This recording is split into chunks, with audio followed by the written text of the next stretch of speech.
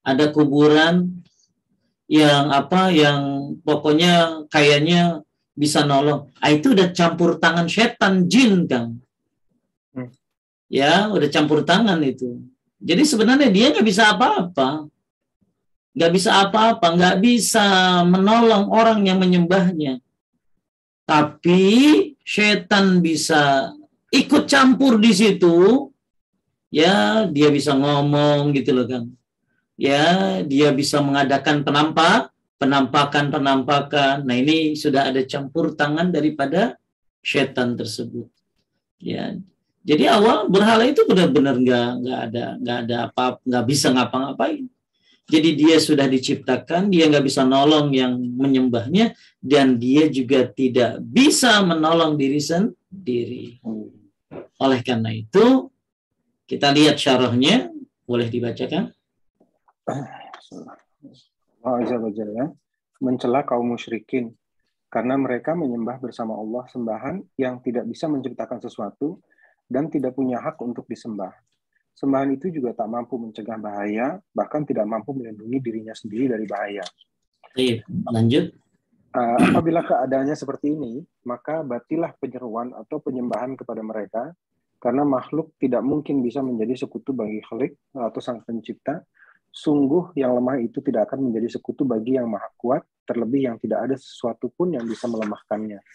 Jadi kan makhluk diciptakan, nggak bakalan bisa saingan sama Khalik, pencipta. Kemudian yang lemah tidak akan bisa melawan yang maha kuat.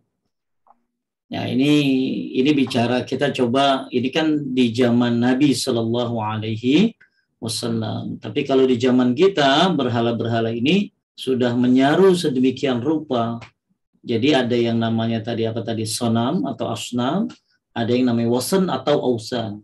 Nah, ausan ini non patung ini. Ya, kayak beginilah Kang ya. Kan banyak ada orang ya minta kesembuhan sama kuburan. Ya, makanya ada buku judulnya Kuburan Agung dari penerbit dari Pustaka Darul Haq. Itu karya Dr. Mamduh Farhan Al-Buhairi. Dr. Mamduh Farhan Al-Buhairi. Saya pernah ketemu di Makkah waktu itu ya. Dengan orang ini, tinggi orangnya, jago taekwondo kan. Ya, itu Syekh.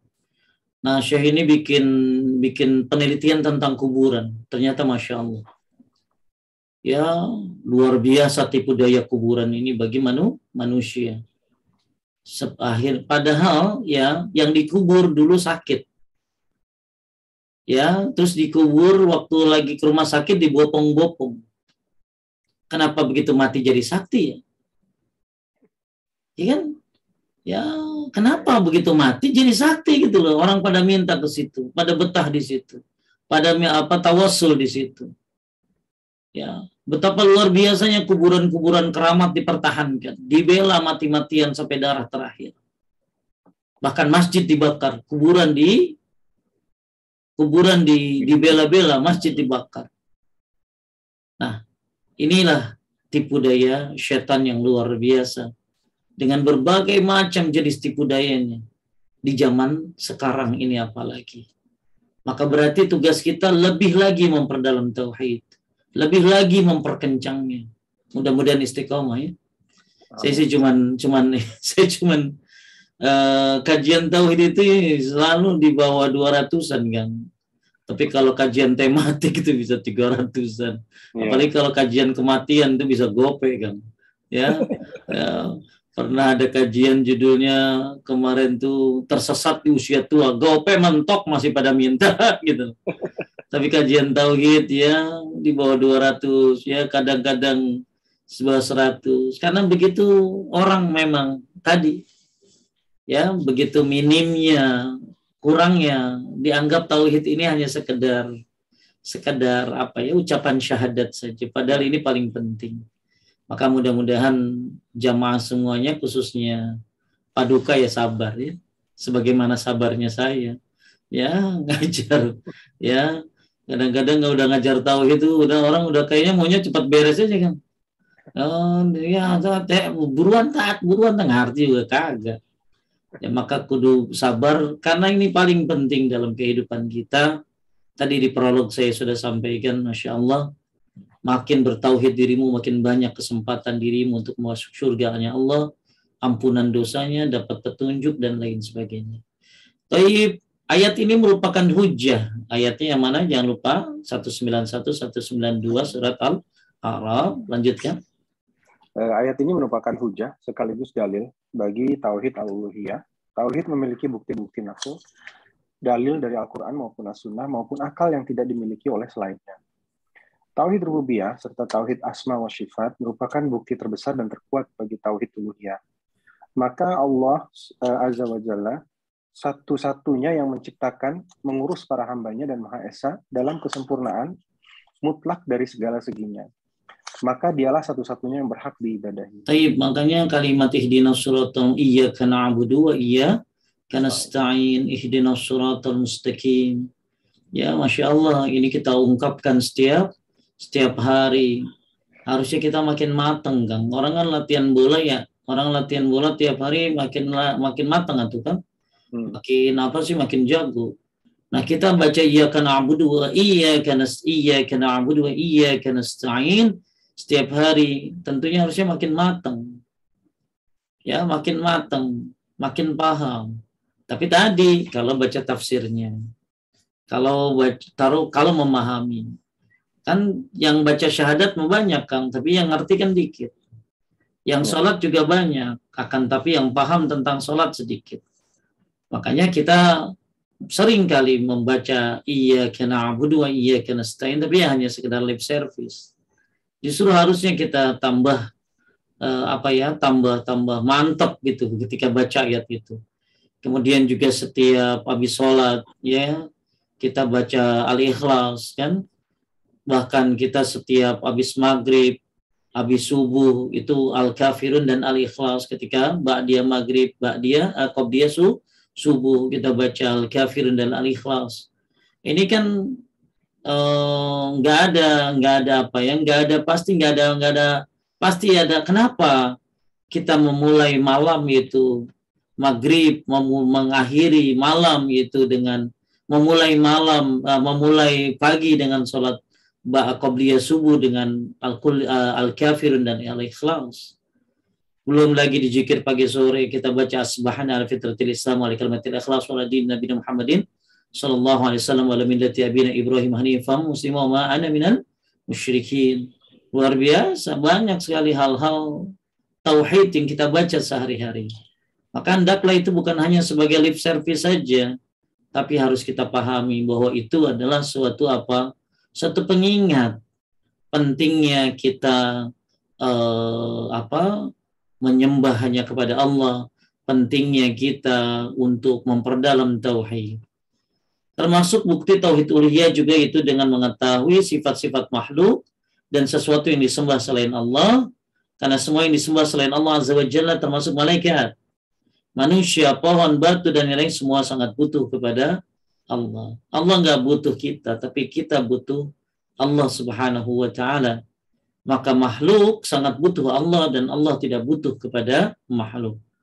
Sesungguhnya selain Allah itu lemah, mereka tidak bisa mendatangkan manfaat walaupun hanya sebesar biji sawi. Mereka itu tidak dapat menciptakan suatu pun, bahkan mereka sendiri diciptakan. Tidak kuasa untuk bisa menolak bahaya yang datang, tidak bisa mendatangkan manfaat, serta tidak punya kuasa untuk mematikan, menghidupkan, dan tidak pula membangkitkan. Ya. Jadi inilah makhluk ya. Maka kita sering baca Kang Maliki Yaumiddin, yang menguasai hari pembalasan. Maka kekuasaan Allah yang begitu hebat di dunia akan lebih hebat lagi kita lihat bagaimana di akhirat nanti. Ketika manusia semuanya akan dihidupkan kembali, dikumpulkan di padang mahsyar. Ya. Jadi Bapak Ibu sekalian yang dimuliakan Allah, kita lagi bercerita bahwa betapa makhluk tidak pantas untuk menyaingi Khalik. Betapa, apalagi ini bukan makhluk kan, ini bukan makhluk ya, berhala itu kan apa bikinan sih. Parah banget tuh orang stadiumnya, itu stadium 5 itu orang. Ya, berhala udah dibikin ya, tapi disembah. Ya, makhluk aja nggak boleh disembah, yang tentunya makhluk yang bikin berhala nggak bisa disembah. Lah apalagi berhala. Berarti orang-orang musyrik dulu ya benar-benar bodoh terhadap tauhid. Lalu kenapa akhirnya Pak Ustadz mereka nyembah berhala? Ada beberapa sebab, Kang. Di antaranya mereka menjadikan berhala ini sebagai apa sih? Sebagai tawassul, sebagai perantara. Makanya mana abuduhum illa liqarribuna ilallahi zulfa. Kami tidak nyembah berhala kecuali supaya kami tambah dekat kepada Allah. Itu kan. Jadi ada yang menyembah berhala ya karena memang kefanatikan mereka dari dulu, dan mereka selalu saking fanatiknya terhadap berhala itu sampai bawa batu, sampai bawa Tuhan mereka kemana-mana kan. Ya, sampai-sampai bawa batu berhala itu loh. Makanya kalau orang sekarang kan bawa batu tujuannya lain kan. Kalau orang dulu bawa batu itu ya karena Tuhan mereka itu batu dibawa-bawa. Ya, nah sekarang ada orang kalau bawa kemana-mana, kalau biar kagak di jalan bawa batu gitu loh. Ya, Ya, betul. kan ada orang begitu tuh ya. Jadi dan memang batu dulu tuh buat cebok Kang. Ya, nah sekarang orang bawa batu buat apaan? Buat cebok gitu. Akhirnya jadi keyakinan kan? Betul. Jadi keyakinan, ya keyakinan ini nggak ilmiah kan? Nggak ilmiah. Oh ya, taib. Jadi Bapak Ibu sekalian yang dimuliakan Allah Subhanahu Wa Taala, kita ada satu ayat yang luar biasa tentang bagaimana lemahnya lemahnya sesembahan selain Allah dan lemahnya orang yang disembah. Kelihatan kan ayatnya? Innal ladzina tad'una min dunillahi la yakhluqu dzubaban walau ijtama'u lahu wa in yaslubhum az-zubabu syai'an la yastankiduhu min dhafat talib wal matlub. Boleh dibaca artinya kan? Artinya, hai manusia, telah dibuat perumpamaan, maka dengarkanlah olehmu perumpamaan itu. Sesungguhnya segala yang kamu seru selain Allah sekali-kali tidak dapat menciptakan seekor lalat pun, walaupun mereka bersatu menciptakannya. Dan jika lalat itu merampas sesuatu dari mereka, tiadalah mereka dapat merebutnya kembali dari lalat itu. Amat lemahlah yang menyembah dan amat lemah pula lah yang disembah. Coba deh, Masya Allah ya. Ya, jadi Allah Subhanahu Wa Taala berfirman, Innal ladzina tad'una min dunillah, hai manusia, telah dibuat perumpamaan, maka dengarkan olehmu perumpamaan itu apa? Ini dia nih, sesungguhnya segala yang kamu seru selain Allah sekali-kali tidak dapat menciptakan, dan yakhluqu zubaban walau ijtama'u lahu wa in yaslubhumuz zubabu syai'an la yastankizuhu minhu dhafat talib wal matlub. Jadi mereka nggak bisa nyiptain lalat. Mereka nggak bisa nyiptain lalat. Bahkan jika lalat itu merampas sesuatu dari mereka, tidaklah mereka dapat merebut kembali dari lalat itu. Coba kan, lalat kan kecil banget. Ya, jadi itu berhala nggak bisa bela diri dari lalat. Ya, kenapa Anda menyembah berhala yang tidak bisa membela diri dari lalat dan tidak bisa menciptakan lalat, bahkan tidak bisa bela diri dari lalat sekecil itu? Sama dengan kuburan. Yang di zaman now ini banyak orang yang terperangkap dengan tipu daya kuburan. Bukankah dulu yang dikubur itu sakit? Bukankah yang dikubur itu dulu merintih kesakitan dalam syakaratul mautnya? Bukankah dulu yang dikubur itu dibopong untuk sampai ke kuburannya? Bukankah dulu dia diurus oleh istrinya, kencing aja diurus oleh istrinya? Tidak bisa melakukan apapun ketika sakitnya. Lalu kemudian mati. Lalu kemudian kenapa kau menjadikan dia sebagai saingan Allah? Kau menjadikan dia sebagai tawassul kepada Allah Subhanahu wa Ta'ala. Padahal dulu dia sakit. Dulu dia tidak bisa apa-apa lagi hidup. Kenapa begitu sudah mati jadi sakti? diambil tanahnya, diambil untuk obat, diambil ini itu, dijadikan sebagai tawasul kepada Allah, padahal dia di akhirat, di padang mahsyar, dia di alam barzah pun sedang merasa sulit. Bagaimana manusia bisa meminta kepada orang yang sedang sulit?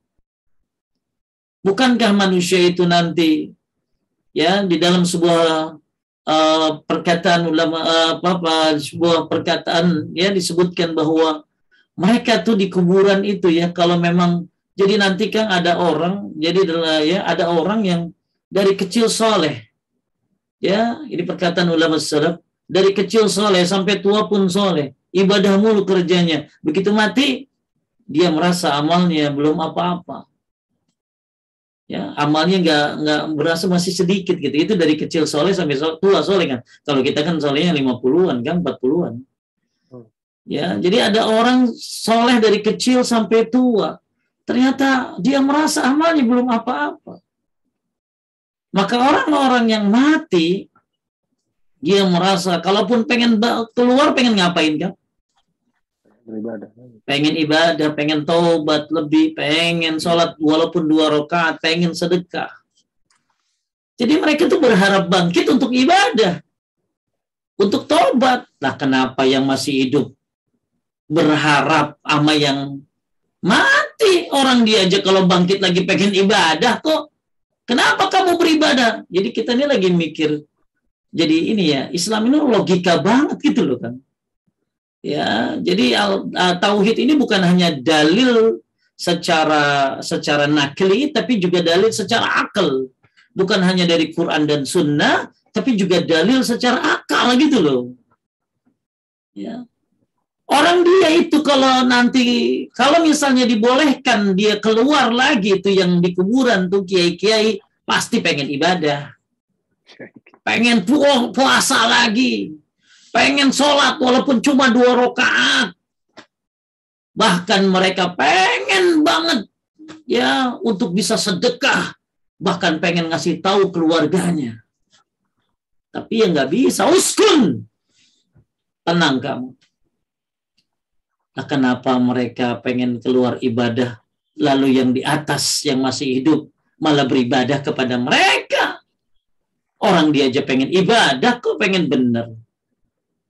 Ya, jadi kenapa ada orang yang menyembah berhala? Satu ya karena mereka memang bawaannya ya dulu dari zaman Nabi Nuh terus akhirnya ya pokoknya nggak pakai mikir-mikir, gue sembah aja dah. Ya, maka hendaklah kita berpikir semuanya bahwa tauhid ini dikompliti dengan bukan hanya Quran hadis tapi dengan akal. Ya.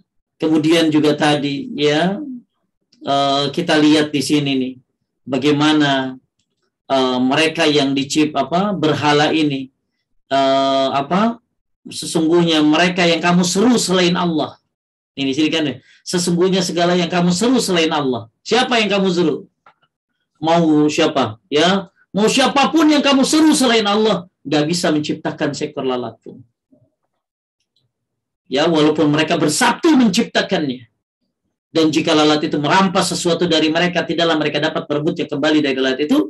Nah ini kan amat lembahlah yang menyembah dan amat lemah pula lah yang disembah. Jadi yang disembah lemah, yang nyembah lebih lemah lagi. Yang nyembah lemah, yang disembah lemah. Yang menyembah lebih lemah lagi. Tuh, ya. Ini Al-Qur'an surat Al-Hajj ayat 73. Ya, ayat 73. Kita lihat tafsirnya sedikit, Kang. Dia dari Tafsir Al-Muyassar Kementerian Agama Saudi Arabia tentang surat Al-Hajj surat 22 ayat 73 ini. Lanjut, wahai sekalian manusia. Wahai sekalian manusia, telah dijadikan satu perumpamaan. Maka simak dan renungilah. Sesungguhnya berhala-berhala dan tandingan-tandingan yang kalian sembah selain Allah tidak akan mampu bersekutu untuk menciptakan seekor lalat sekalipun. Apalagi makhluk yang lebih besar dari lalat. Dan tidak mampu mempertahankan apa yang telah dirampas oleh lalat darinya. Apakah ada bentuk kelemahan yang lebih parah dari keadaan ini? kedua belah pihak sama-sama lemah, kelemahan yang mengejar, yaitu yang disembah selain Allah, untuk merebut apa yang telah diambil oleh lalat darinya, dan lemah pula yang dikejar, yaitu lalat. Bagaimana bisa berhala-berhala dan tandingan-tandingan didaulat sebagai Tuhan sesembahan, sedang keadaannya sedemikian lemah? La haula wala quwata illa billah. Yang maha kuat cuma Allah. Maka sembahlah Allah. Ya, hati-hati terhadap tipu daya kuburan, tipu daya berhala yang berupa ausan tadi. Dan mereka semua lemah. Kita juga termasuk lemah. Semua manusia lemah. Yang maha kuat cuma Allah. Tapi kenapa ada orang manggil syekhnya ketika dalam kesulitan? Bukankah syekhnya sudah mati? Bukankah syekhnya sudah berada di barzah? Apakah bisa syekhnya mengabulkan doanya? Orang dia aja udah terputus kok, Kang, betul? Kan manusia itu kalau mati terputus semuanya. Kecuali sedekah jariah, ilmu yang bermanfaat, anak yang soleh. Lah, terus tahu-tahu ada orang manggil, ya Syekh Abdul Qadir Jailani, tolong aku dalam kesulitan. La haula wala quwata illa billah. Syekh, sudah terputus semuanya. Apa mungkin dia datang ke dunia lalu akhirnya menolong kamu? Orang dia aja kalau muncul ke dunia nggak pengen nolong kamu, dia pengen sholat. Nggak mikirin dia. Ketepu.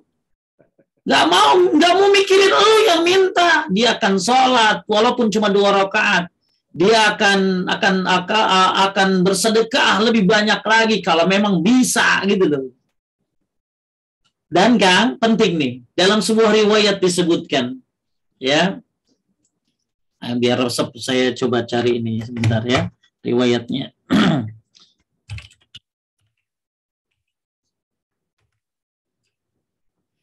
Biar enak baca. Kalaupun ternyata dia bisa keluar, Kang, itu dia nyari bukan nyari ente. Nyari keluarganya. Kalau bisa keluar, dan lu siapa manggil-manggil gitu. Iya, kita lihat di sini tentang bagaimana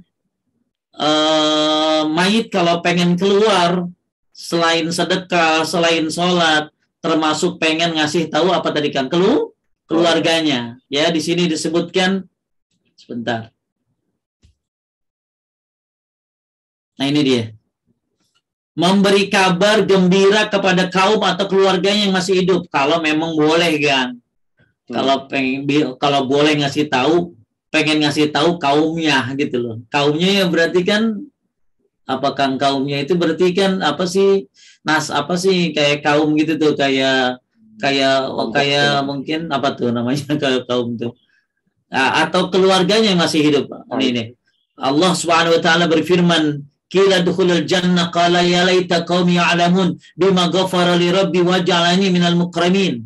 Dikatakan kepadanya, kepada siapa? Kepada yang mati, masuklah ke surga. Ia pun berkata, alangkah baiknya sekiranya kaumku mengetahui.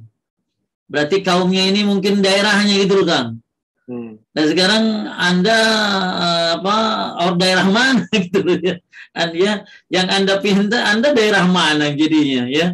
Terus jadi kalaupun itu si mayit boleh keluar di samping dia pengen sholat, di samping dia pengen sedekah, pengen taubat, maka pengen banget ngasih tahu kaumnya dan keluarganya. Masuklah ke surga, dia pun berkata, alangkah baiknya sekiranya kaumku mengetahui apa yang menyebabkan Tuhanku memberi ampun kepadaku dan menjadikan aku termasuk orang-orang yang dimuliakan. Pengen ngasih tahu, Kang. Kalau Kang Rashid, bapaknya Allah muliakan di kuburnya, bapak Kang Rashid itu pengen ngasih tahu sama Kang Rashid gitu loh. Nah, Bapak selamat, Mama selamat, beramal yang benar. Kalau dibolehkan. Ya, terus apa dalam hadis Nabi Rasulullah SAW bersabda, apabila seorang mukmin telah melihat apa yang dilapangkan padanya di dalam kuburnya, maka dia pun berkata, biarkanlah diriku, aku ingin memberi kabar gembira pada keluargaku. Jadi pengen tuh orang tua kita yang udah meninggal, orang tua Anda yang sudah meninggal, kakek Anda yang sudah meninggal, yang masih hidup diurus deh tuh, disayangin. Mereka yang udah meninggal itu, kalau memang boleh bangun lagi, bilang begini, biarkanlah diriku, aku ingin memberi kabar gembira pada keluargaku. Maka malaikat berkata apa? Tenanglah. Boleh keluar kan? Enggak boleh. Uskun, tenanglah. Nah, sekarang pada keluar katanya masuk ke bayi, ke boneka. Gimana? Jadi mereka yang sudah mati, yang diseru selain Allah, kan banyak orang begitu doa menyeru selain Allah kan? Ya, dia minta, dia panggil, bahkan ada ibu-ibu manggil sambil berdoa tuh dia ila hadrati Mikail. Coba Israel dipanggil sama dia. Coba kalau datang beneran nyabut nyawa lu gimana itu? Ya kan ada orang kalau berdoa tuh gua manggil ini, termasuk manggil Israel gitu. Yang dia seru selain Allah nggak bakalan bisa jawab doamu. Yang kau seru selain Allah nggak bisa menolong dirinya sendiri, bahkan dari seekor lalat pun. Walaupun dia bersatu semuanya bersatu. Ya, bersatu orang-orang yang disembah selain Allah itu bersatu untuk bikin lalat, nggak akan ada yang bisa. Bahkan mereka menyelamatkan diri dari lalat pun nggak bisa. Kalaupun mereka mati, kemudian pengen bangkit lagi, ya pengen sholat, pengen puasa, pengen sedekah, atau pengen ngasih tahu keluarganya. Lah ente keluarganya apa bukan? Ya, lucu itu ya. Ya, ini betapa Masya Allah Bapak Ibu sekalian yang muliakan Allah. Ya, pentingnya kita belajar tauhid. Bahkan mereka yang udah mati nggak bisa apa-apa. Ya, bahkan nanti kita ketemu nanti di bab akhir, ya bab 15 juga tuh. Bahkan Nabi pun tidak bisa menolong Fatimah kan. Nabi pun tidak bisa menolong Fatimah. Nah, ini nanti ada hadisnya tentang masalah itu. Jadi Bapak Ibu sekalian yang dimuliakan oleh Allah, kembali lagi kita tambahkan satu surat, yaitu tadi dari surat Al-Hajj ya. Al-Hajj tentang yang mendukung ayat tadi, surat Al-Hajj ayat berapa tadi? 73, tentang mereka orang-orang yang diseru selain Allah. Ya, yang diseru selain Allah, yang disembah selain Allah. Mereka tuh lemah. Dan mereka lemah, dan yang menyembah lebih lemah lagi. Maka apakah Anda termasuk orang-orang yang lemah? Ya, berarti siapa? Menyembah selain Allah. Na'udzubillahi min dzalik.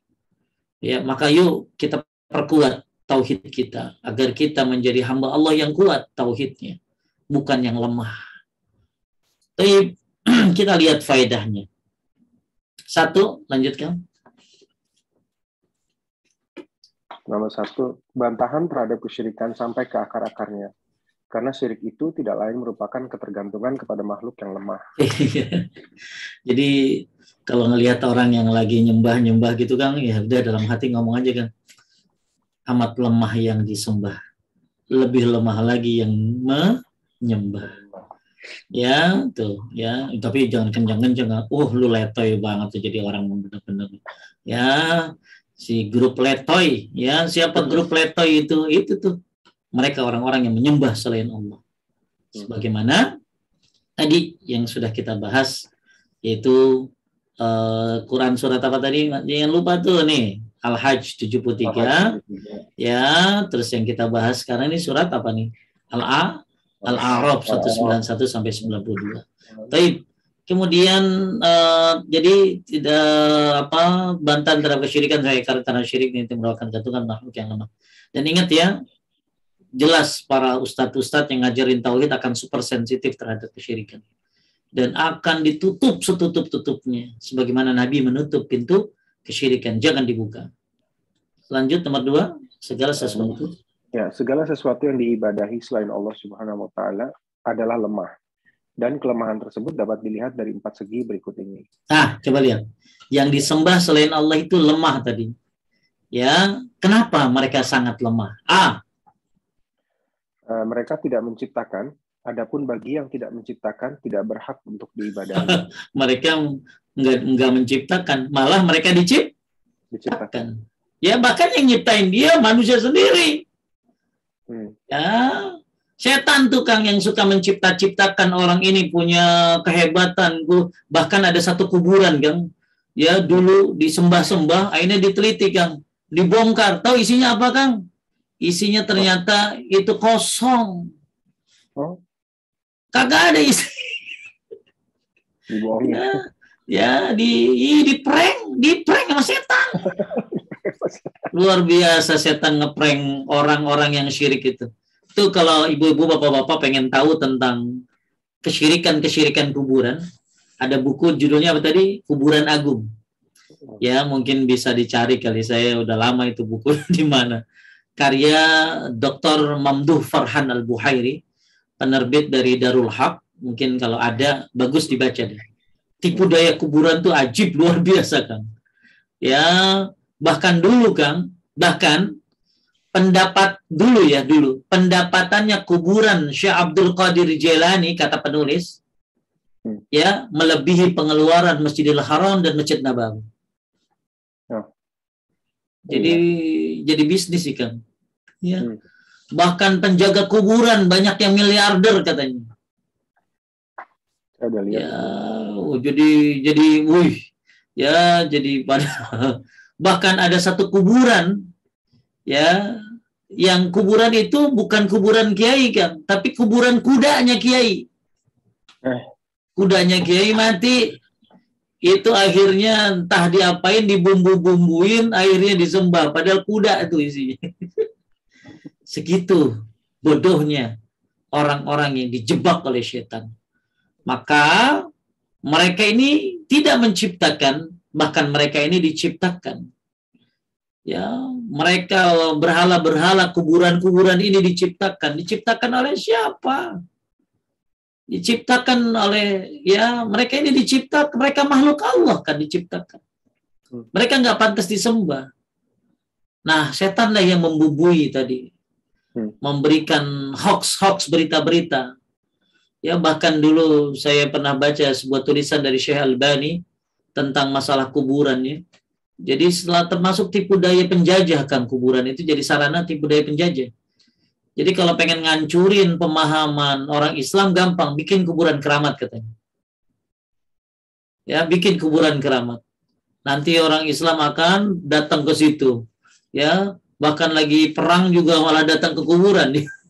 Ya. Bahkan mereka datang ke kuburan berlindung sama syekhnya. Ya syekh, tolong kami dari penjajah. Tolong kami dari penjajah. Jadi yang saya baca ternyata kuburan itu sudah jadi tipu daya penjajah. Jadi kalau pengen gampang kan sekarang kan, coba ya kan, ada yang mati. Terus tinggal akan bikin berita hoax aja kan. Ini orang bisa terbang loh, dulu saya pernah lihat gitu. Kan? Dulu saya lihat dia jalan di atas air loh. Ya, dia tuh pernah lagi tidur ngapung. Ya, cerita-cerita. Besok Kang datang berbis-bis orang. Betul? Ya.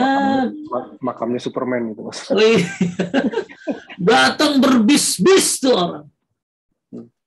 Alhamdulillah.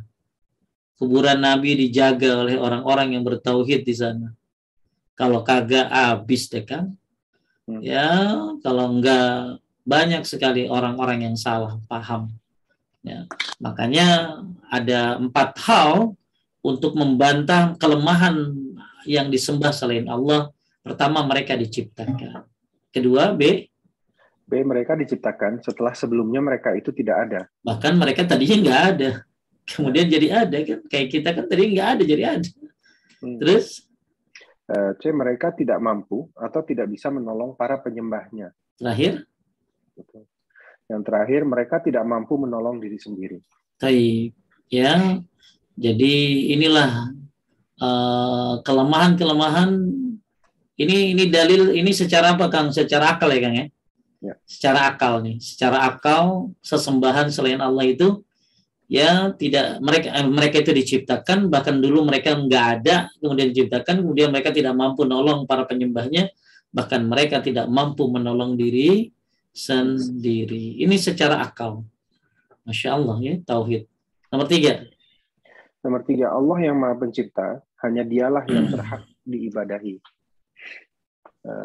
Yang keempat, pendalilan dengan tauhid rububiyah untuk menetapkan tauhid uluhiyah. Iya, kan tadi ya, Allah yang menciptakan ya. Itu kan tauhid rububiyah kan? Ya, untuk menetapkan tauhid uluhiyah. Ya kalau Allah yang menciptakan, berarti hanya Allah yang berhak disembah.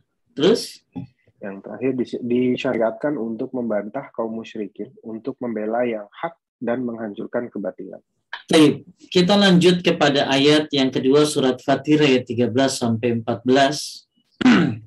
A'udzubillahi minasyaitonirrajim walladzina tad'una min dunihi ma yamlikuna min qitmir in tad'uhum la yasma'una du'aakum wa la sami'u mastajabu lakum wa yawmal qiyamati yakfuruna bisyirkikum wa la yunabbi'uka mithlu khabir. Dan orang-orang yang kamu seru atau orang-orang yang kamu sembah selain Allah tiada mempunyai apa-apa walaupun setipis kulit ari. La haula wala quwwata illa billah. Siapa yang lebih tipis lebih tipis dari kulit apa tadi kan ari. Ya. Jadi mereka yang disembah selain Allah udah nggak bisa nolong, nggak bisa ngapa-ngapain, nggak bisa nyiptain, walaupun cuman lalat, bahkan diserang lalat juga kagak bisa ngapa-ngapain tuh walaupun mereka bersatu, dan mereka itu tidak memiliki apa-apa walaupun setipis kulit ari. Lanjut. Jika kamu menyeru mereka, mereka tidak mendengar seruanmu. Dan sekiranya mereka mendengar, mereka tidak dapat memperkenankan permintaanmu. Nah, ini jadi ada yang menjadikan ayat ini sebagai dalil bahwa mayit nggak bisa ngapa-ngapain kan? Ya, tapi ada juga dari mayit bisa menjawab mendengar salam yang kita baca. Maka kita kalau ke kuburan disuruh ngapain? Suruh ngucapin salam. Tapi di mazhab Abu Hanifah termasuknya bahwa mayit berdasarkan ayat ini surat Fatir ayat 13-14 bahwa mereka yang kamu menyeru mereka tidak bisa mendengar seruanmu. Coba kan. Jadi itu Akang pernah lihat video orang ngobrol sama kuburan? Belum. Itu pernah viral tuh Kang. Ya, jadi itu ada orang ya di kuburan ngobrol sama kuburan. La haula wala quwata illa billah. Ngobrol sama kuburan lama lah gitu. Bercanda-bercanda gitu. Padahal kalau pakai ayat ini mereka bisa dengar nggak? Enggak. Tidak bisa mendengar seruan. Ya, ada tuh ya.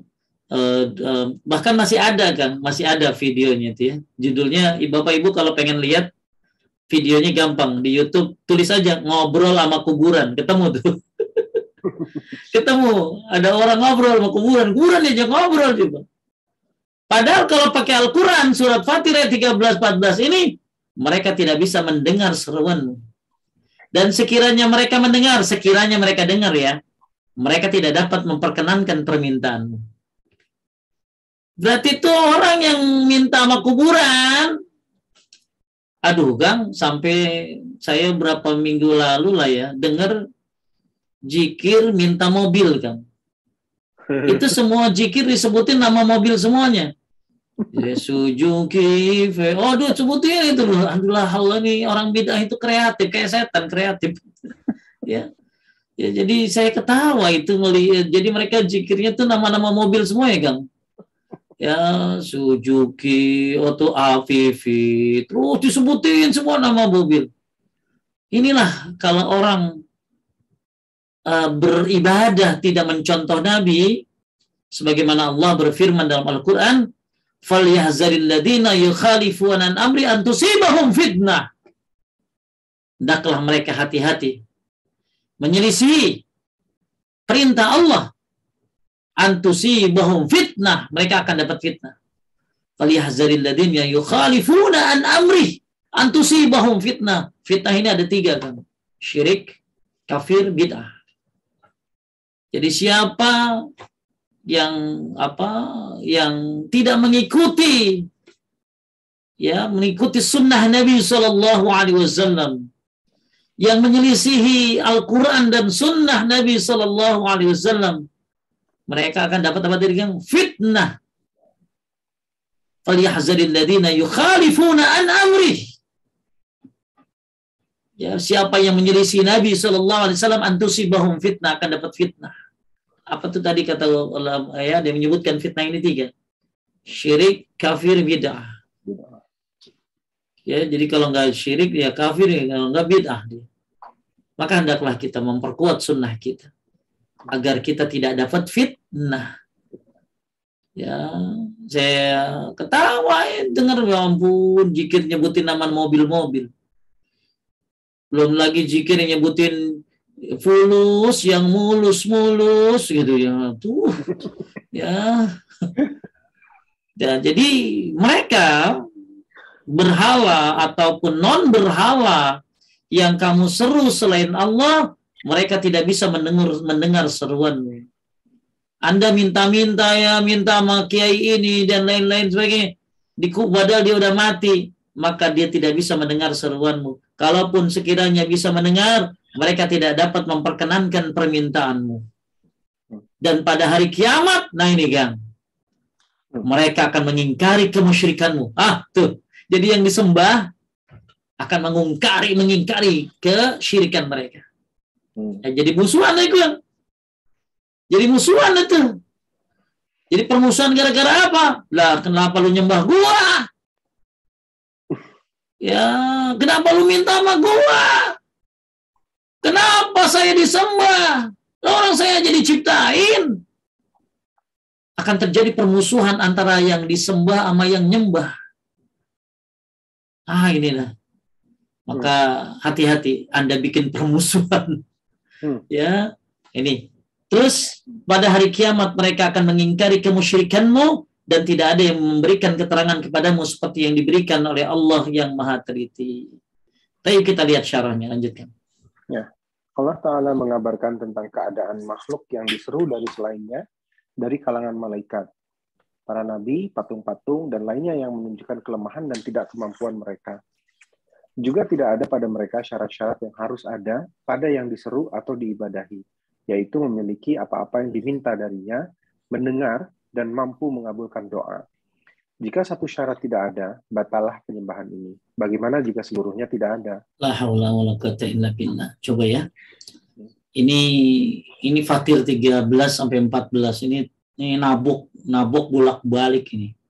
Orang-orang yang sering meminta kepada selain Allah. Kepada siapa? Kepada malaikat. Kepada minta pada para nabi. Nggak boleh kita minta sama nabi, minta sama Allah. Ya. Kemudian patung-patung dan lainnya, karena mereka memang lemah dan tidak mampu. Bayangin ya, kalau para nabi, para malaikat aja nggak bisa dipinta, gimana yang derajatnya di bawah mereka? Para malaikat dan para nabi aja dianggap lemah. Ya, bagaimana yang derajatnya di bawah para nabi? Maksudnya lemah di sini nggak bisa mengabulkan permintaan mereka. Lemah di sini maksudnya mereka nggak bisa ya mengabulkan permohonan orang yang meminta kepadanya. Kan ada orang yang minta sama para nabi itu. Ya kuburan ke kuburan dia, jadi ke kuburan tapi malah minta, ya salah tuh. Ke kuburan ziarah tuh ingat mati bukan minta. Adi maneh kunaon menta ka aing gitu. Kalau bahasa Sunda mah, kenapa kamu minta-minta? Orang ke kuburan tuh ingat mati. Ke kuburan itu jadi pelajaran. Ya, suruh ngucapin salam. Kenapa minta-minta? Ya, makanya surat Fatir 13-14 ini membantah bahwa mereka tidak bisa mendengar. Kalaupun bisa mendengar, nggak bisa memperkenankan permintaanmu.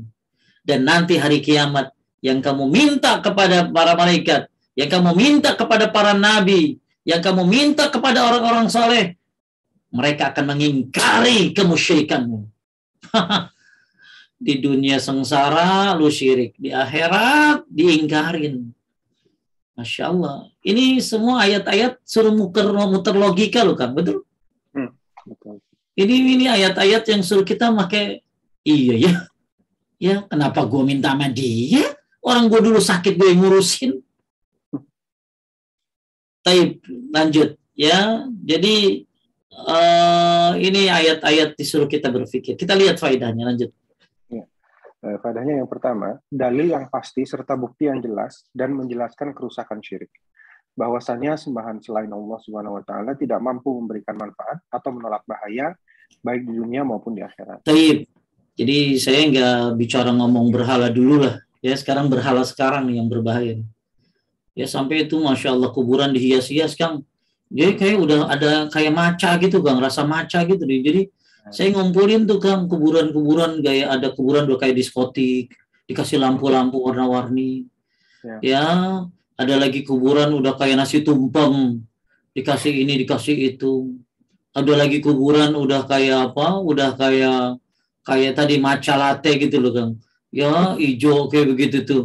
Dan lain sebagainya, luar biasa. Mereka, makanya kemarin ada seorang syekh meninggal ya, kan, namanya Syekh Luhaiden. Itu kan syekh besar, ya, Masya Allah, ya, ulama yang Masya Allah, luar biasa. Semoga Allah Subhanahu wa Ta'ala memberikan rahmat kepadanya. Ya, jadi ada yang posting kuburan raja di Saudi begitu, kan, kuburan syekh juga begitu. Nggak ada syekh yang hafiz Quran, hafal hadis, mungkin sampai ratusan ribu, nggak ada di negara itu yang disembah. Kalau mati di Indonesia, kan habis itu. Ya, tadi kuda mati aja disembah orang gitu, kudanya kiai katanya. Berarti kudanya kiai punya karomah tuh gitu. Ya, coba ya, kalau Bapak Ibu punya rezeki, beli buku apa tadi? Kuburan Agung. Karya Dr. Mamduh Farhan Al-Buhairi. Saya tahu saya penerbitnya itu Darul Haq. Di situ bahayanya tipu daya kuburan banyak banget. Diceritakan tentang kuburan fiktif, kan. Ya, bahkan ya tadi banyak yang nyari nafkah di situ. Banyak yang nyari nafkah. Bahkan Imam Asy-Syaukani memperingatkan kepada masyarakat akan bahayanya para kuncen, kan. Ya, akan bahayanya para kuncen. Baik. Lanjut nomor 2.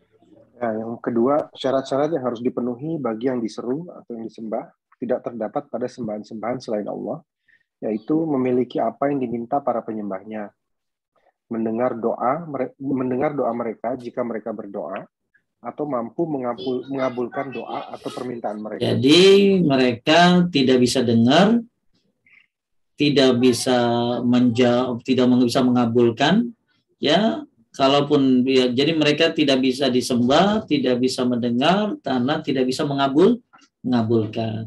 Kemudian yang ketiga, kesyirikan mereka menjadi sebab permusuhan antara penyembah dengan sembahannya. Waduh, musuhan dah tuh. Ya, yang disembah sama yang menyembah. Kemudian akidah dibangun di atas bukti dan keyakinan, bukan di atas prasangka dan dugaan serta taklid buta. Ini penting nih. Poin nomor 4 nih. Bahwa akidah itu dibangun di atas bukti dan keyakinan. Ada buktinya enggak? Pakai dalil. Astagfirullah, ada orang ngomong gitu, kan. Ya. Gue mau kagak mau ngomong sama dia, kenapa? Dalil mulu. Kagak usah pakai dalil. Yang penting percaya aja apa yang dilakukan orang dulu. Itu yang ngomong. Nah, emang lu sholat pakai apa selama ini? Pakai dalil? Iya kan? Puasa pakai dalil, ada perintahnya. Segitunya mereka benci sama dalil, kan? Sampai buat apa? Percaya aja mau yang dulu, gak usah pakai nanya dalil. Keburu mati lu nanti nyanyain dalil. Nah, ibadah ini ya kudu pakai dalil tuh. Ibadah ini dibangun di atas bukti dan keyakinan. Islam ini nggak boleh ngamalin sesuatu tanpa dalilnya. Ya, al-ilmu qabla al-amal. Ilmu sebelum amal. Fa'lam annahu la ilaha illallah. Ketahuilah. Itu di situ Allah kasih taruh fa'lam. Ketahuilah. Banyak dalil-dalil ya tentang bahwa tidak boleh kita beramal tanpa ilmu. Jadi ketika Anda pengen melakukan sesuatu, maka ada bukti dan harus ada bukti dan keyakinan. Kenapa begini, Bu? Ada dalilnya? Nggak ada sih, cuma nurutin doang. Ya apa kata Pak Kiai. Malah ada saya dulu lagi sekolah, lagi ini ngaji ya. Nanya saya mau Pak Kiai, maaf ada dalilnya nggak? Pakai nanya-nanya sih ya. Percaya ke aing. Astagfirullah ya. Ya, kan murid zaman dulu tuh. Sekarang mah udah ibu-ibu udah luar biasa. Ya bertanya tuh ada dalilnya nggak? Ada dalilnya nggak? Ada dalilnya. Oh mantap, sampai saya ada nenek-nenek kan. Ada nenek mungkin umurnya 70 tahunan ya. Oh, Ustadz maaf, ada dalilnya nggak ya? Masya Allah ya. Itu nenek-nenek mantap itu tuh. Ya jadi ya memang agama itu harus ada bukti, harus ada dalil. Baru kalau ada dalil Anda yakin. Sekarang coba saya tanya, Anda yakin salat duha? Salat duha ada dalilnya kan? Jadi ngerjainnya juga enak kan? Karena ada dalilnya. Nah, nggak ada dalilnya gimana Anda yakin itu? Amilatun nasibah. Kerja keras, susah payah. Tasla naran hamiyah. Kerja keras, susah payah, masuk neraka kan. Udah kerja keras, susah payah, masuk neraka. Na'udzubillah. Ya, termasuk wa qadimna ila ma'amilu min amalin fajjalnahu haba'an mansura. Ketika amalnya diperlihatkan, ternyata amalnya bagikan debu yang berterbangan. Maka ingat, agama ini penuh dengan bukti. Hatu burhanakum in kuntum shadiqin. Ya, ilmu agama ini penuh dengan bukti sehingga memunculkan keyakinan. Ya, bukan di atas prasangka, dugaan serta taklid buta. Kenapa sih nggak boleh? Kan bagus. Nah itu prasangka tuh, dugaan tuh. Itu kan roh itu. Ustadz, roh itu bisa gentayangan. Kagak ada roh gentayangan, yang ada jin gentayangan. Ya. Dan taklid buta. Ya, nauzubillah. Nomor 5, lanjut. Yang kelima, ilmu pengetahuan harus diambil dari sumber yang benar. Baik, jelas. Ya, lanjut. Yang terakhir, hanya Allah lah yang mengetahui akibat segala perkara. Baik, Bapak Ibu sekalian dimuliakan Allah, kita 2 ayat saja dulu Kang ya. Mudah-mudahan bermanfaat. Jangan lupa ayatnya nih, Fatir 13:14, bahwa mereka yang disembah selain Allah nggak punya apapun walaupun setipis kulit ari. Nggak bisa dengar, kalaupun bisa dengar, nggak bisa ngabulin permintaan. Ya, mereka yang diseru selain Allah nggak bisa apa-apa. Kemudian surat Al-A'raf tadi 192, 193 tentang apa tadi? Bahwa mereka orang-orang yang menyekutukan Allah, ya, mereka itu adalah diciptakan, mereka juga tidak bisa menolong diri mereka sendiri, dan mereka juga tidak bisa menolong orang yang meminta pertolongan kepada mereka. Kemudian tadi surat Al-Hajj ya, jangan lupa Al-Hajj ayat 73, amat lemahlah yang menyembah dan amat lemah pula lah yang disembah. Bahkan mereka tidak bisa bikin lalat walaupun beramai-ramai ngumpulin bikin lalat, nggak bisa. Walaupun lalat itu lalat itu merampas sesuatu dari mereka, mereka tidak bisa merebutnya kembali dari lalat itu. Amat lemah yang disembah dan amat lemah yang menyembah. Ya. Kemudian tadi sudah kita bahas juga tentang bagaimana tipu daya kuburan, tipu daya setan. Dan tadi ada apa tadi? Ada berhala yang bersifat patung, ada yang berhala yang bersifat non patung. Semoga Allah selamatkan kita dari perkara-perkara kesyirikan. Amin. Baik, mungkin ada yang nanya, silakan. Baik, sudah ada beberapa pertanyaan yang masuk. Saya share screen. Bismillah. Yang pertama, Assalamualaikum warahmatullahi wabarakatuh, Pak Ustadz. Mengenai boneka arwah yang tadi Pak Ustadz sempat singgung, bagaimana dengan Ustadz yang membolehkan boneka arwah tersebut? Oh, ada ya. Tahu tuh, makasih. Tahu, saya bingung ya. Tujuannya apa dia bolehin dia? Ya aneh sih. Ya, jadi kalau ada 2 kan, ada setan bisu ada setan berbicara. Setan bisu adalah dia tahu kebenaran tapi dia diam, itu setan bisu. Tapi ada orang yang kalau ngomong batil, itu setan berbicara. Makanya di akhir zaman ini, nah ini saya sebutkan satu riwayat tentang kondisi zaman ini, akan ada ad-du'at yad'una ila babi jahannam. para pendakwah yang menyuruh kepada neraka jahanam. Kalau Bapak, jadi ada Ustadz, namanya Ustadz Abdul Hakim, itu bikin buku judulnya tentang akhir zaman, tentang ini kan, telah 3 zamannya. Itu isinya hadis-hadis tentang akhir zaman kan. Di antara tanda-tanda akhir zaman banyaknya orang belajar ilmu kepada asagir. Asagir ini siapa? Ahli bid'ah. Kemudian di antara tanda-tanda akhir zaman ya disebutkan di situ banyak hadisnya tentang tanda-tanda akhir zaman itu ya. Judulnya apa tadi? Telah datang zamannya. Bukunya bagus ya. Telah datang zamannya. Itu hadis-hadis kumpulan tentang akhir-akhir zaman kayak apa aja. Termasuk di situ disebutkan tentang dalil akan ada banyak pendusta, akan banyak para pendakwah. Semoga Allah selamatkan saya dan semua yang istiqamah di atas tauhid dan sunnah. Akan ada para pendakwah yang menyuruh kepada neraka jahanam. Jadi kalau lihat di dunia ini ya pasti ada pro dan kontra. Jangankan ibu bilang masalah dol jin ini ya, ada yang dukung ustadz. Ya, ustadz sekarang ada yang selfie itu jadi dalil gitu. Ustadz berarti boleh dong TikTok kan? Kan itu ya ustadz itu TikTok kan.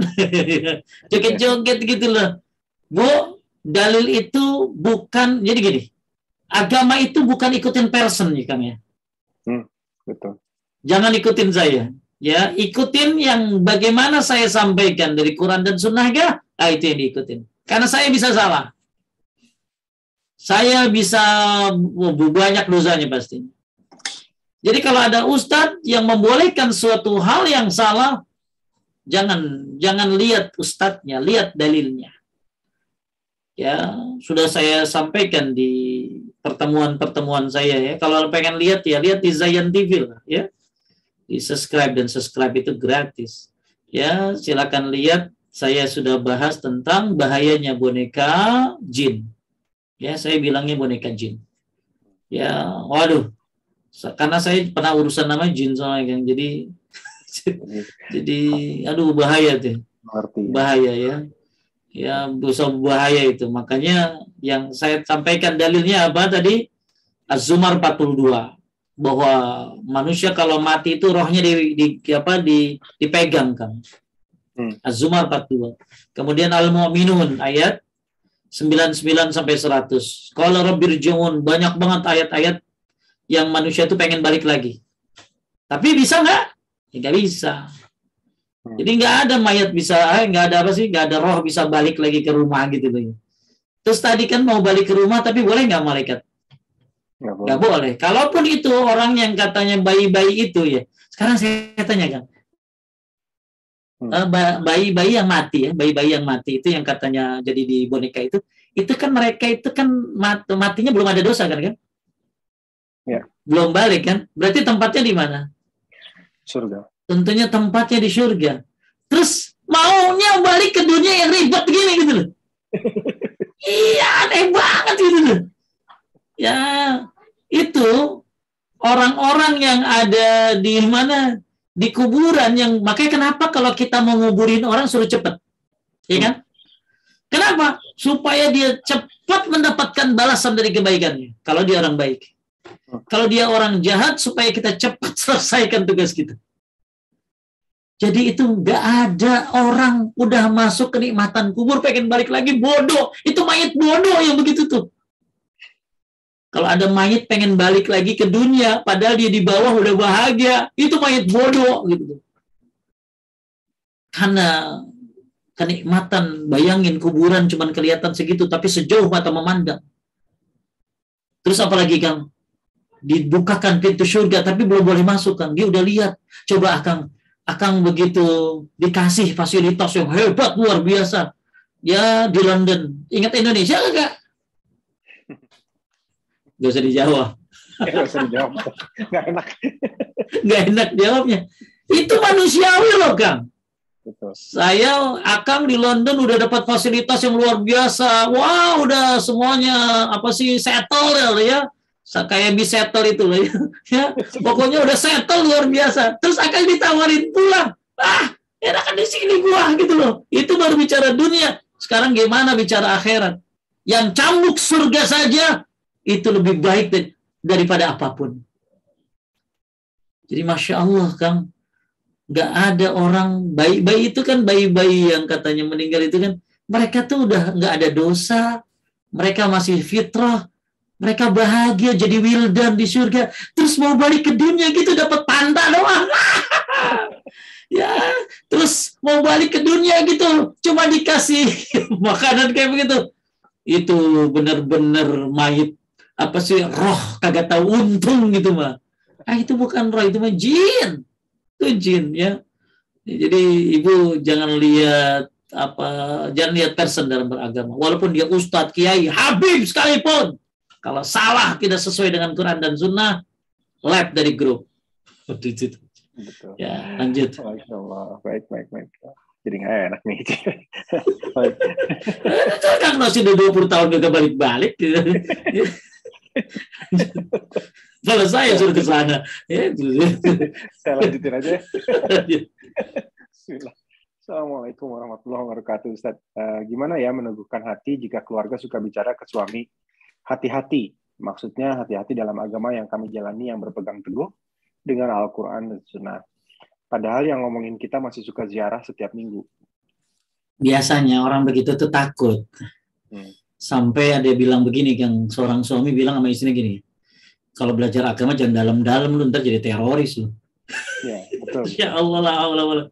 Orang teroris itu bukan gara dalam agama, justru dangkal agamanya. Itu teroris, tuh dangkal agamanya jadi teroris. Ya makanya keluarga ibu mungkin masih banyak bid'ahnya. Sehingga begitu ibu sunnah, ngikutin sunnah, pasti bilang hati-hati lu ngikutin jalan lu lo. Dikit-dikit tauhid, dikit-dikit Quran, dikit-dikit hadis, hati-hati lu. Dia ngomong begitu karena nggak ngerti, karena belum tahu, karena belum merasakan nikmatnya ibadah sesuai dengan dalil. Kalau udah kena, nggak akan lepas sunnah ini dari pangkuanku, dari hidupku. Nah itu, ya. Jadi dia ngomong begitu karena belum tahu. Dan wajar, Bu, orang suka curiga sama yang dikit-dikit Quran hadis. Malah ada ibu nanya begini sama saya, kan, Ustadz, saya bingung untuk anak saya, dikit-dikit Quran, dikit-dikit hadis, dikit-dikit Quran, dikit-dikit hadis itu. Saya bilang gini, anaknya padahal bener loh ya. Saya bilang, ibu kalau pengen ngerti anak ibu gimana, ikut kajian saya deh hari Senin. Terus dia bilang begini sama saya Senin kagak bisa, senam Pak Ustadz. Jadi dia lebih milih senam daripada akur sama anaknya. Saya pengen ngasih tahu anak lu tuh bener gitu loh. Ada ibu-ibu datangin saya, Tat, 2 tahun saya belajar, baru saya tahu anak saya begini, sesuai Quran dan hadis. 2 tahun saya belajar. Tadinya curiga aja sama anaknya. Itu dia, karena belum paham, belum ngerti. Jadi dia takutan itu sama ibu gitu loh. Ya, takutan, hati-hati lu gitu ya. Sekarang saya tanya, Kang, emang yang diajarin sama kita apa? Kenapa harus hati-hati, takut? Orang kita ngajarin tauhid kok. Kita ngajarin apa yang diajarin Rasul kok, ini sunnah. Nggak ada kan kita ngajarin bikin bom caranya begini. Ini nggak ada. Jadi kenapa dia takut? Karena tadi belum ngerti. Kedua, memang suka parno orang-orang yang ngerjain tauhid sunnah itu suka rada parno dia. Kenapa? Ya karena ya tadi intinya sih belum paham. Mudah-mudahan Allah berikan hidayah. Makanya ibu dakwah sedikit-sedikit ya. Kokohkan suamimu. Ya, terus ya bahkan ini jadi tugas tambahan buat Anda dan suami untuk berdakwah. Lanjut. Baik, kadang-kadang juga karena pengaruh media ini. Ya, media ya dijelek-jelekin yang ada. Ya adalah al-qabid al-jamr, seperti megang bara api. Betul. Ustadz, saya takziah ke tantenya suami yang meninggal di luar kota. Ustadznya doa menyebut Syekh Abdul Qadir Jilani. Saya diam saja, tidak mengaminkan, mau meninggalkan rumahnya nggak enak. Lagi pula jauh kalau pulang sendiri. Gimana Ustadz? Saya jadi merasa berdosa. Merasa berdosa kenapa maksudnya? Maksudnya takziah kan bagus. Ya, takziah itu kan menghibur ya, Kang ya. Ya. menghibur keluarga, ya nggak ada acara macam-macam, menghibur.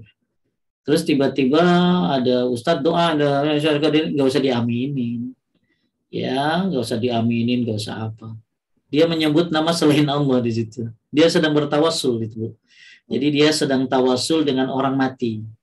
Kalau ibu mau tawasul jangan begitu. Tawasullah dengan Asmaul Husna.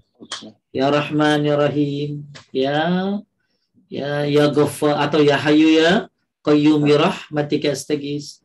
Tawasul yang kedua, tawasul dengan amal soleh diri sendiri. Ya Allah, dengan sedekah saya, ya hindarilah aku dari api neraka, itu tawasul juga. Tawasul dengan orang soleh yang masih hidup, minta doa sama orang tua, sama orang soleh, itu tawasul yang syar'i. Jadi ibu, kan ibu nggak tahu ke situ, ya, terus ibu juga nggak tahu yang diundang begituan, ya, dan ibu apalagi kalau pulang jauh, ya udah. Jadi enggak ada dosa kok, ya. Yang penting pelajaran bahwa masya Allah, ibu baru banyak orang kalau doa nyebutin nama beliau, ya. Padahal beliau itu kan ulama sunnah luar biasa. Syekh Abdul Qadir Jailani. Maka ada buku bagus judulnya Buku Putih Syekh Abdul Qadir Jailani. Tentang siapa dia sebenarnya, ya. Insyaallah lanjut. Insyaallah nanti ada. Saya juga lihat tuh di YouTube ada makamnya. Waduh, ngeri banget. Bismillah. Mohon izin bertanya Ustaz. Tadi Ustaz memberikan contoh-contoh yang adanya di Indonesia. Misalnya muslim-muslim pergi ke kuburan, punya boneka arwah dan lain sebagainya. Apa ini juga dilakukan muslim di negara lain, Ustaz? Ada. Ya, ada muslim. Sebentar kan. Ada muslim. Kalau si Doljin itu mah itu dari Thailand itu. Oh. Ya, awalnya dari Thailand kan. Doljin itu sih, si Doljin yang diisi jin itu ya, atau boneka arwah itu saya nyebutnya lebih baik jangan boneka arwah, kita ganti namanya, nggak boleh kayak gitu ya, jadi boneka jin gitu loh ya. Jadi itu di Thailand awalnya kan ya, Thailand, makanya namanya spirit doll. Kalau dulu namanya jelangkung. Oh gitu. Oke. Namanya jelangkung, jenglot kalau dulu mas. Sekarang maka trennya jadi spirit doll gitu loh ya, doll jin ya. Jadi kalau dulu tuh jalangkung gitu ya. Ya, itu kan udah sesajen gaya baru kan, sesaji gaya baru. Kalau dulu orang kasih sesajen apa, mandiin keris kan, ada orang mandiin keris tuh karena keris ini ada isinya, ya ada jinnya dimandiin. Itu sama kayak gitu-gitu aja. Itu mah cuma modifikasi aja kan. Ya, patch apa namanya itu, packingnya aja tuh ya diganti gitu ya. Dinamain dulu namanya kan dukun, diganti paranormal, diganti orang pinter, diganti guru spiritual. Itu tipu daya jin tuh kayak begitu tuh, tipu daya setan supaya terdibungkus. Makanya kerjaan dia apa salah satunya? Kerjaan setan tuh apa salah satunya? Menamakan perbuatan-perbuatan sesat dengan nama-nama yang baik. Nah, itu kerjaan dia tuh, ya. Ya, dan termasuk kerjaan dia menamakan perbuatan-perbuatan baik dengan nama-nama yang buruk gitu loh. Ya, lanjut. Agak panjang ya. Tadi jadi kalau ziarah ke kuburan tuh satu lagi belum ya. Itu ada juga di negara-negara Arab ada, tapi yang pasti Saudi mah jarang ya. Tapi negara-negara ada yang yang ziarah-ziarah gitu ada. Ya banyak lah ya, banyak ya. Intinya kita tidak lihat salahnya ya. Lanjut. Ya, itu di makam Abdul Qadir Jilani juga banyak tuh yang ziarah. Di mana? Iya, banyak itu Kang. Kan tadi dibilang kuburannya itu pendapatannya lebih bisa. Oh ya. Ya, Masya Allah itu. Pertanyaan berikutnya. Assalamualaikum warahmatullahi wabarakatuh. Aku ingin bertanya Ustaz. Apakah berdosa jika membantu ibu yang mengadakan acara 1000 hari kematian saudara? Karena ibu yang meminta dibantu, saya sudah memberitahu kalau acara seperti itu tidak ada ajaran dalam agama, hanya adat saja, tapi keluarga tetap mengadakan acara itu. Bagaimana ya Ustaz? Apakah saya jadi tolong-menolong dalam mudarat? Iya. Kalau nanyanya, apakah saya tolong-menolong dalam mudarat? Iya. Ya, wa ta'awanu 'alal itsmi wal 'udwan. Jangan tolong-menolong dalam dosa ya, dalam kesalahan. Jadi ya harusnya jangan tolong gitu ya. Ya harusnya nggak ikutan ya gitu loh ya, harusnya. Cuman ya tadi kita nih terkenal dengan perasaannya, betul nggak? Perasaan nggak enak, aduh nggak enak ya. Nah ini memang apa ya? Saya juga bingung ya. Kalau ibu tanya sama saya itu menolong, iya gitu, menolong. Karena membantu acaranya. Ya, yaudah ibu tobat istighfar, jangan ulangi lagi. Nggak boleh ya. Lanjut. Baik. Untuk pertanyaan-pertanyaan yang sesuai dengan topik sudah habis, Ustaz. Ini ada pertanyaan di luar topik. Ada beberapa. Assalamualaikum warahmatullahi wabarakatuh, Pak Ustaz. Mohon maaf bertanya di luar tema. Ibu saya sudah 1 tahun meninggal, tapi sebelum itu sakit demensia atau pikun ya selama 8 tahun. Tahun-tahun terakhir mendekati ajal, beliau bahkan sudah tidak mengenali kami. Pertanyaan saya, apakah seandainya ada zakat beliau yang belum terbayarkan dalam 8 tahun terakhir sebelum beliau wafat, atau paling tidak selama beliau sakit di awal-awal, 2-5 tahun pertama, yang masih bisa ingat dan sadar, wajib dibayarkan sekarang, Ustaz? Iya, karena zakat itu tidak bisa pakai taubat karena ada hak fakir miskin kan. Jadi taubatnya, jadi kalau berdosa pakai taubat ya Kang ya. Ya. Tapi kalau zakat dia taubat dan haknya dikeluarin tetap. Jadi itu setahu saya fatwa Syekh bin Baz. Jadi karena ada hak fakir miskin di situ, ada hak orang lain, nggak bisa pakai taubat itu harus dikeluarin. Jadi keluarin, ya dikeluarin. Wallahu a'lam. Lanjut. Berikutnya, bismillah Ustaz. Kalau baru pulang dari luar kota sampai rumah sudah Isya, jadi sholatnya di jama' maghrib dan Isya 3 rakaat dan 4. Bolehkah dikerjakan sholat sunnah ba'da Isya 2 rakaat seperti biasa? Jadi kalau yang dia udah nyampe rumah ya. Ya. Udah nyampe rumah tapi nggak sempat di jalan kosor kali ya. Maka maghribnya 3, isanya 4. Udah benar sih. Terus kemudian ba'diyah boleh kan? Setahu saya kalau ba'diyah untuk yang kosor jangan. Tapi kalau untuk yang jamak ya kan dia udah nyampe kan Kang ya. Kan dia udah nyampe ya. Udah nyampe rumah ya, udah nyampe rumah. Gimana dikerjain juga apa enggak gitu loh. Ya kalau untuk keluar dari perdebatan mendingan nggak usah. Nggak usah. Karena kan dia menjama sholatnya. Dan menjama di sini kan suatu kemudahan kan. Ya berarti kalau dia ngajain ba'diyah Isya kan jadi nggak ada kemudahannya dong berarti. Ya kecuali qobliyah subuh tetap dikerjain. Ya itu aja. Baik. Berikutnya Pak Ustadz, saya pernah mendengar ada yang menerangkan mengenai janji Rasulullah Shallallahu Alaihi Wasallam untuk menjaga gereja hingga akhir zaman. Nggak ada benar itu, nggak benar itu. Nggak benar. Ibu bisa, saya pernah dapat dari Risa dulu waktu itu ya. Nah, terus saya teliti, ternyata itu semua ada berbagai bahasa. Oh gitu. Iya. Terus itu bantahannya di konsultasi syariah, coba kan?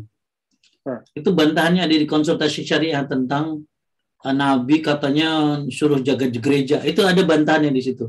Dan itu termasuk tidak ilmiah banget itu. Jadi dulu saya pernah nyariin. Jadi dulu ada jamaah nanya dari Hong Kong. Jadi ustadznya tuh ngasih itu tuh kan. Ngasih ini ya. Nah ternyata begitu saya teliti, waduh. Ya ini nggak ilmiah banget itu. Maksudnya secara ilmiah, secara keilmuan ya, keilmuan. Terus lagi dicetak dalam berbagai bahasa Arab dan ternyata pokoknya jawaban komplitnya, saya nggak hafal jawaban komplitnya, ada di konsultasi tadi syariah. Ya, coba dicari deh Kang. Mungkin Teh Popi bisa bantuin di konsultasi syariah tentang apa tadi? Piagam apa sih penjagaan gereja gitu loh. Penjaga gereja ya. Iya coba deh. Saya lupa ya. Mungkin kalau Teh Risa dulu saya ngasih tahu si Risa. Mungkin kalau Teh Risa masih punya tolong ditaruh di chatting deh. Ya saya lupa itu bantahan terhadap makalah itu. Ya makalah itu bantahannya ilmiah bagus. Terus? Coba nanti kita cari share. Baik, ini pertanyaan terakhir untuk malam ini, Ustaz.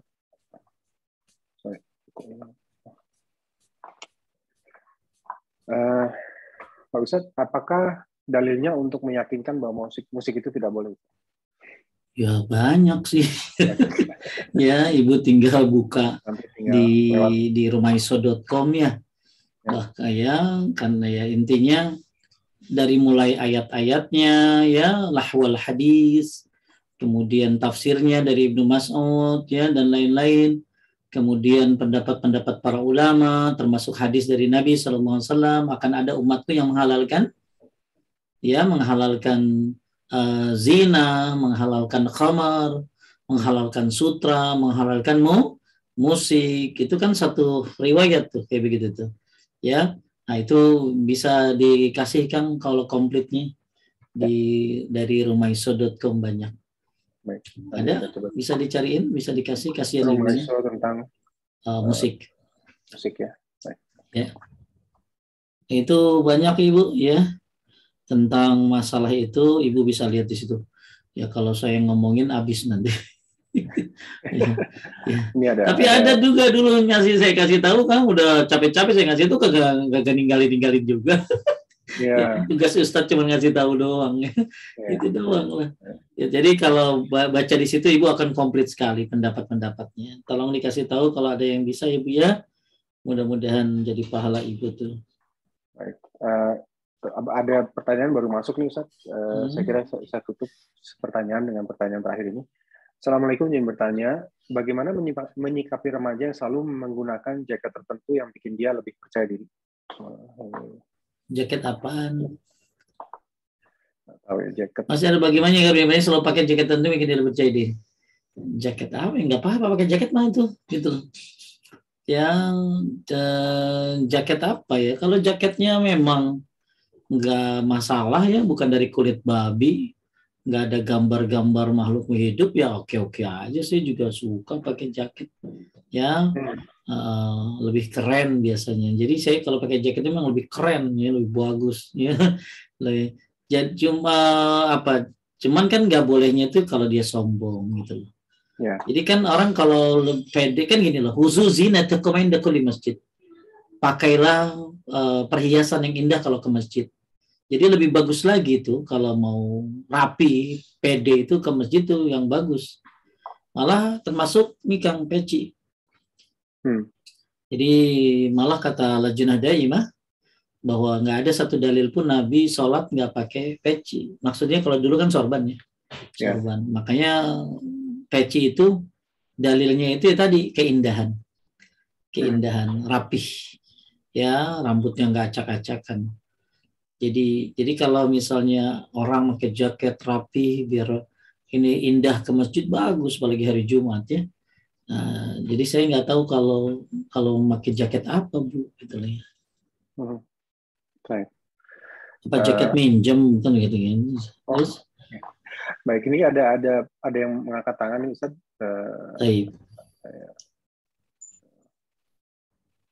Baik, Mbak Sofi silakan Mbak. Di-unmute dulu.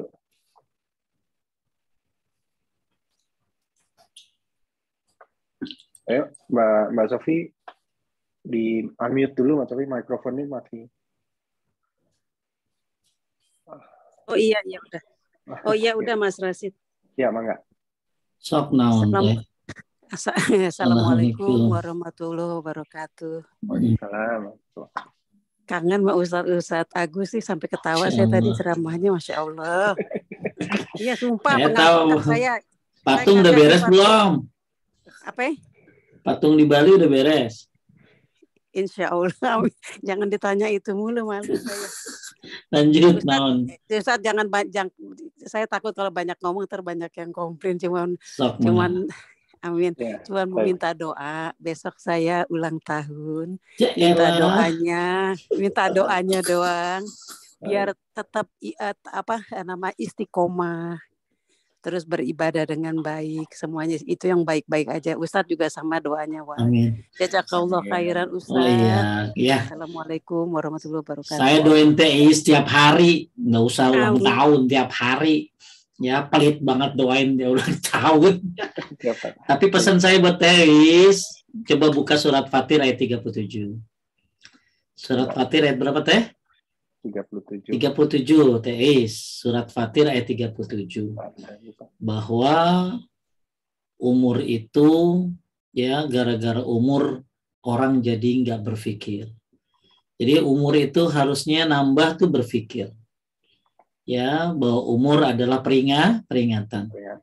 Jadi teis ya bukan nambah umur justru. makin berkurang umurnya, makin dekat kepada kematiannya. Nah ini, jadi mudah-mudahan teis dengan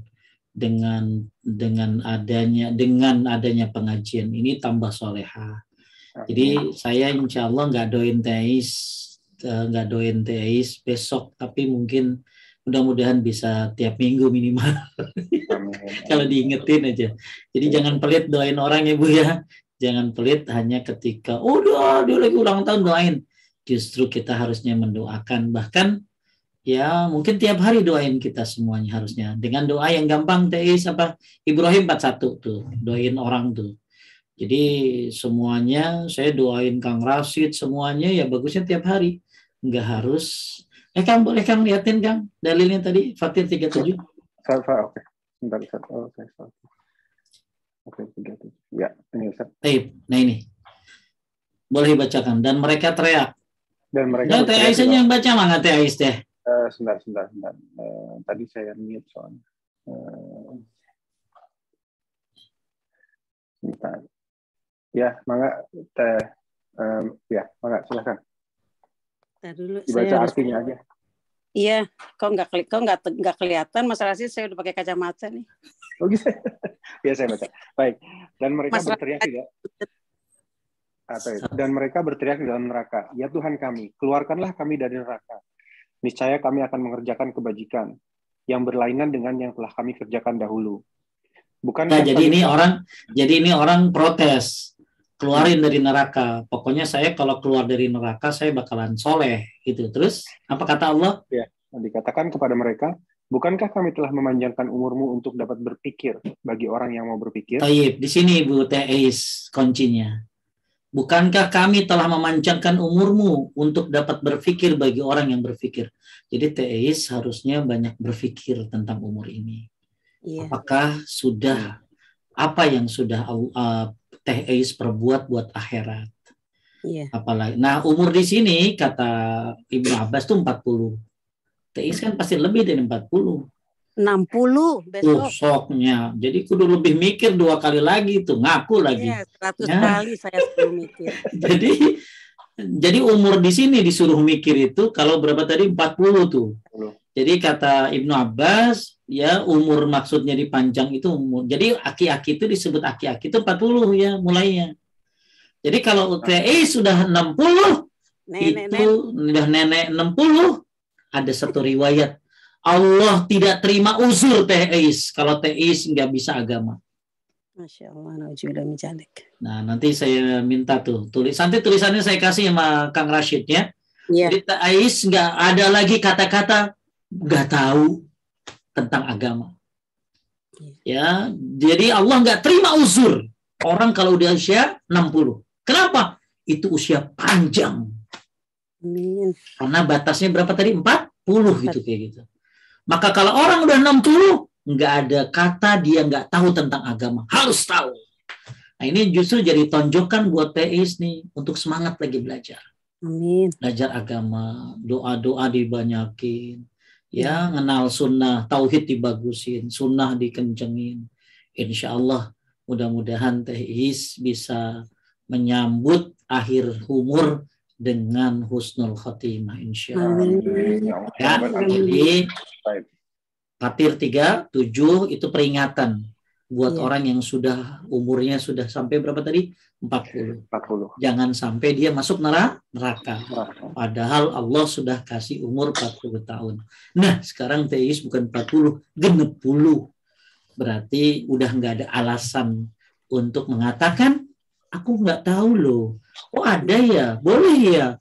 Aku nggak ngerjain loh. Maka buat peringatan buat semuanya. Ya, termasuk mungkin yang udah 60-an. Anda di usia 60 semuanya, bukan hanya Teis, semuanya. Ya, harus lebih semangat lagi belajar tauhid dan sunnah Nabi SAW. Teis, mudah-mudahan dimudahkan untuk bisa. Amin. Dan sunnah insya Allah. Amin. Jazakallah Ustaz. Iya. Assalamualaikum warahmatullahi wabarakatuh. Waalaikumsalam. Dah, habis ya? Habis Ustaz. Alhamdulillah. Baik, Bapak Ibu sekalian dimuliakan Allah. Terima kasih buat Rumah Dakwah Paduka, buat semua para sesepuh naon bilangnya para pengurus ya, para pengurus ya, Teh Pobi, Teh Rashid, Teh Febi, Teh Teh Roland, Kang Roland, semuanya. Mudah-mudahan jadi amal jariah, semangat terus untuk belajar tauhid, masih terlalu panjang tugas kita, masih banyak yang harus dibahas, dan mudah-mudahan istiqomah. Alhamdulillah Rabbil Alamin. Allahumma salli wa sallim ala nabiyyina Muhammad. Allahumma aqsim lana min khasyatika ma tahulu bihi bainana wa baina ma'asik, wa min ta'atika ma tuballighuna bihi jannataka, wa min al-yaqin ma tuhawwinu bihi alaina masa'ib ad-dunya. Allahumma matti'na bi asma'ina wa absarina wa quwwatina ma ahyaytana waj'alhu al-waritha minna waj'al nas'arana ala man dhalamana wansurna ala man 'adana wa la taj'al musibatana fi dinina wa la taj'al ad-dunya akbar hammina wa la mablagha ilmina wa la tusallit alaina man la yarhamuna. Subhanaka Allahumma wa bihamdika asyhadu an la ilaha illa anta astaghfiruka wa atubu ilaik. Assalamualaikum warahmatullahi wabarakatuh. Waalaikumsalam warahmatullahi wabarakatuh. Baik, dengan demikian berakhir pula kajian yang diselenggarakan oleh Kemana Bapak Duka. Jazakallah khair kepada Ustadz Agus Hendra. Insya Allah kita bertemu kembali di kajian berikutnya. Dari kami mohon maaf jika ada kekurangan dan kesalahan. Barakallahu fikum. Wabillahi taufiq wal hidayah. Wassalamualaikum warahmatullahi wabarakatuh.